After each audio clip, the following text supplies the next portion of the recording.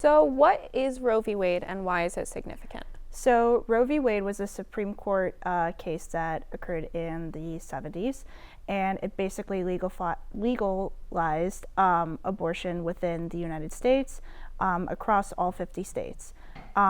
It's insanely important because it gives women the right to choose if they choose to have an abortion.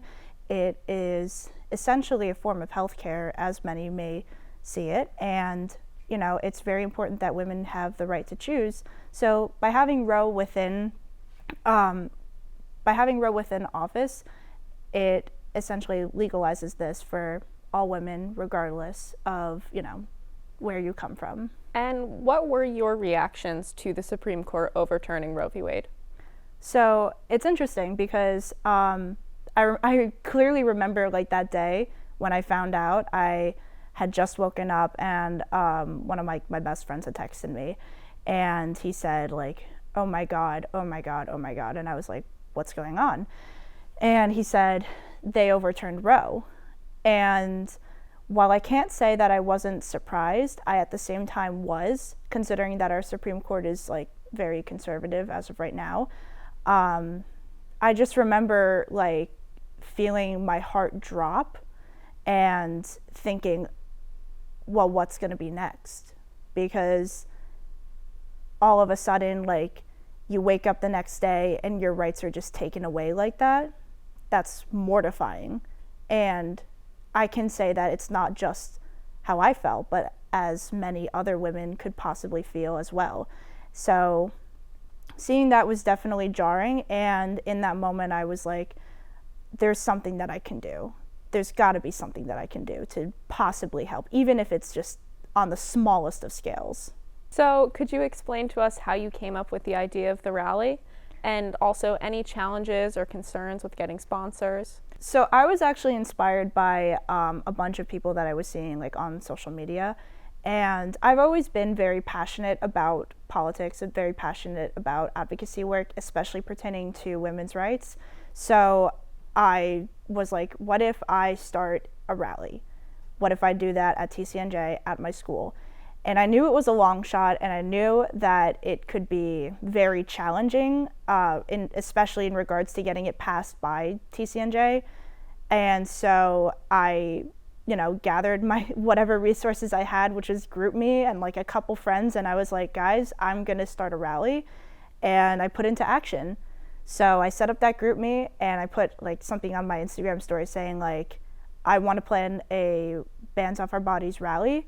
I want for everyone to know that you can't just silence us, and I want to uplift student voices. So within the day, I got flooding, my DMs were flooded with people being like, can I join? Can I join? How do I get involved?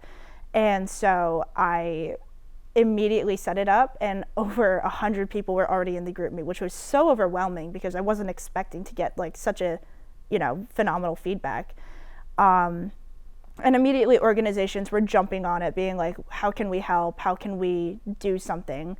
And so I was able to curate over I want to say 15 co-sponsors, including co-sponsors from Rutgers and Montclair that are going to be showing up for the rally. And even then, now that we're only a couple days away, I'm just baffled by it and kind of in disbelief that this is even happening. And what are the benefits of students taking a stand against the Supreme Court decision?